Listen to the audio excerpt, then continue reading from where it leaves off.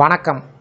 இந்த வீடியோவில் நாளை 1/7/2026 அரசு ஊழியர்கள் ஓய்வூதியர்கள் சார்ந்து தமிழ்நாடு முதலமைச்சர் விஜய் அவர்கள் 2 அறிவிப்பை வெளியிட்டிருக்கிறார். என்ன வகையான அறிவிப்புகள் வெளியிடப்பட்டிருக்கிறது, இதன் மூலம் யாரெல்லாம் பயன்பெற முடியும், என்ன மாற்றங்கள் அறிவிக்கப்பட்டிருக்கிறது என்பது குறித்து விவரங்களை பார்க்கலாம். இந்த வீடியோவை தொடர்ந்து பார்க்குறதுக்கு முன்னாடி நம்ம சேனலை இதுவரைக்கும் சப்ஸ்கிரைப் பண்ணாதவங்க இந்த வீடியோக்கு கீழே இருக்க ரெட் கலர் சப்ஸ்கிரைப் பட்டன் அழுத்தி சப்ஸ்கிரைப் பண்ணிக்கோங்க.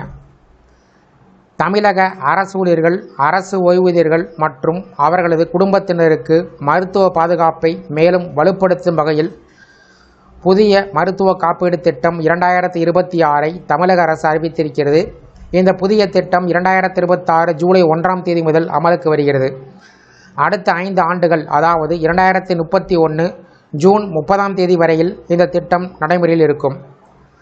இந்த புதிய திட்டத்தின் மூலம் அரசு அங்கீகரித்த மருத்துவமனைகளில் பணமில்லாத முறையில் அதிகபட்சமாக ரூபாய் 7.50 லட்சம் வரை மருத்துவ சிகிச்சை பெற முடியும். மேலும் 46 வகையான தீவிர நோய்களுக்கு ஒரு குடும்பத்தினருக்கு ரூபாய் 12 லட்சம் வரை சிறப்பு சிகிச்சை வழங்கப்படும்.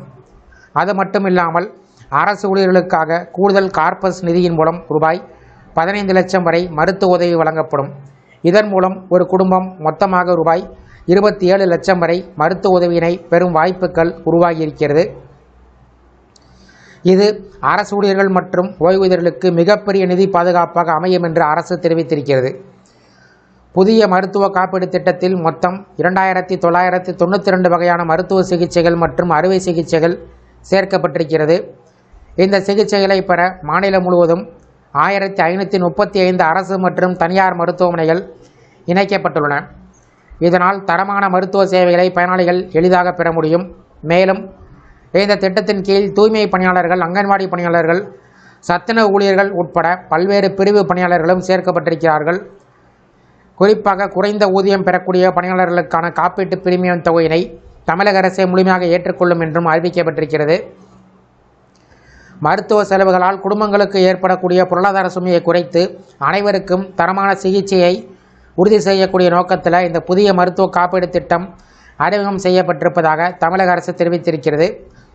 அரசு ஊழியர்கள், ஓய்வூதியர்கள் மற்றும் அவர்களது குடும்பத்தினருக்கு இந்த திட்டம் மிகப்பெரிய நன்மையை வழங்கும் என்றும் எதிர்பார்க்கப்படுகிறது. இந்த வீடியோ குறித்த உங்களுடைய கருத்துக்களை கமெண்ட் செக்ஷனில் பதிவிடுங்க. இந்த வீடியோ பிடிச்சிருந்தால் வீடியோக்கு லைக் பண்ணுங்கள். இந்த வீடியோவை அனைவருக்கும் ஷேர் பண்ணுங்கள். நன்றி.